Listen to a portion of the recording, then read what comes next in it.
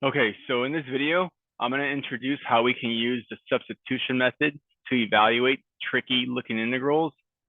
Now, first, like what do I mean by tricky looking integrals? Well, here's the thing. Unlike derivatives where we could, find the derivative of, virtually any function by using, formula, like when we first um, learn derivatives. We learn the long limit process, but then we learn about how we can use all these different types of formulas to find the derivative faster. We learn about the power rule, the quotient rule, the chain rule, product rule, all of that, and that allowed us to basically differentiate any function. However, with integration, there's not a set of formulas that you can essentially just use for any integral. Instead, we're going to have to rely on techniques and strategy and just being clever about how we can rewrite integrals and find a way to integrate it. And in fact, like when you go through calculus 2, there's actually entire chapters. I think there's 2 entire chapters where you just focus on practicing integration techniques, like integration by parts. And there's actually courses called differential equations where they're pretty much just built on the idea that we can come up with an infinite family of functions when we're given a differential equation. Anyways, bottom line is integrals aren't always going to be straightforward to integrate. However, there again, we're going to practice some techniques which are going to make your lives a lot easier. But understand that when you first work through these types of integrals, they're going to be a little frustrating.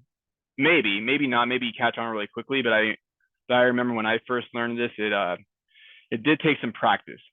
So you really have to practice. It's not something where you can just catch the concept and be intelligent and be able to do all the problems. You really have to practice because all sorts of problems are going to involve like little tiny details in their strategy. Anyways, so let's look at this integral. Let's say we want to integrate the expression 2x square root of 2x times the square root of 1 plus x squared dx. This isn't simple to find the antiderivative.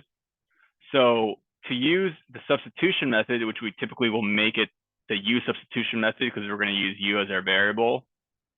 And what I mean by that is we're going to look for a piece in this integral that we can make U. So we can rewrite it as U. And so what we're going to do is we're going to make this the 1 plus x squared equal to U. That's going to be our piece. Now, the reason we make this our piece is because when you differentiate this with respect to x and make this U, you're going to see that you're going to have the entire integrand, integrand expressed in terms of just U times its derivative. So we're going to make U equal to 1 plus x squared. And we take the derivative of this, du, with respect to x, and you're going to get 2x. And we're going to bring all the x's to one side. So this is going to be just a habit that you're going to just get used to. So we're going to make du equal to 2x dx. So what you see here now is that the du is what's left over. This 2x dx is what's left over in the integral. So what we have here is you can rewrite the entire integral as, I'm going to make the d, and again, let's say we rewrite this just so it's a little easier to understand as the square root of, and let me use my colors, the square root of 1 plus x squared times 2x dx. Remember, it doesn't matter where you put the dx or the 2x because you're just multiplying and it's commutative. So then this part right here, that's your du. And then this part right here, we're going to have the square root of u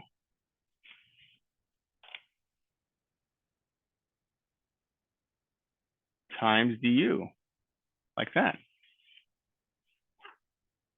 Now, this is the same as the integral of u to the 1/2 power du Now, this allows us to just integrate, because this is a simple integral that we can find the antiderivative of. We just use the reverse power rule, and we'll get, adding 1 to the exponent, we'll get u to the 3/2 over 3/2 plus c, which is simplifying 2/3 u to the 3/2 plus c. Now, let's make sure to rewrite our answer in terms of x, since that's what the variable was originally given as. But this would essentially kind of be like the last part in terms of the u substitution. But let's just now, instead of u, we're going to replace the u back with the 1 plus x squared. And so their final answer would be 2/3 times 1 plus x squared to the 3/2 plus c. Now, the good thing about this is you can check to see if your answer is correct, which I advise if you're, especially on a test when you have extra time. And especially since you're first learning this, you want to make sure you're doing it right. So all we have to do is differentiate this with respect to x and see if we get the integrand, if we get 2x times the square root of 1 plus x squared. So let's go ahead, let's do that. So we differentiate this using the chain rule and power rule. So we're going to have 2/3 times 3/2 times 1 plus x squared. Take away 1 from the 3/2 to the 1/2 power times the derivative of 1 plus x squared, which is 2x. These cancel, and you get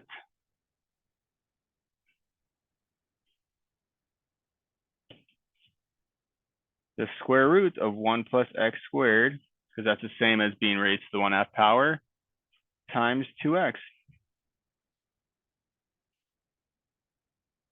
And that's what was inside our original integral. And so then we're good. That way we know that we found the correct antiderivative. So that's the basic idea of the U substitution method. Now, formally, what we're doing, we want to look at the mathematical, proper way that textbooks will usually have this expressed as. If we're going to make u a function of x, so let's make u g of x, and it's still going to have the same output, so the same range in terms of it's a function f, so it's the same range interval I, and it's continuous, all that. And then the integral of f of g of x times g prime of x dx is essentially what we're dealing with. Then this will be equal to, again, if we're going to make u g of x, we're going to have f of u du, because this is just the derivative of u with respect to x. But since we wrote u as g of x, it will be f of u times du. And the antiderivative, integrating this, we'll get capital F of u plus c. Now, again, this is just a formal expression. It's really going to take practice to get good at this. So I go over a lot of example problems in my next couple of videos. So make sure you watch those.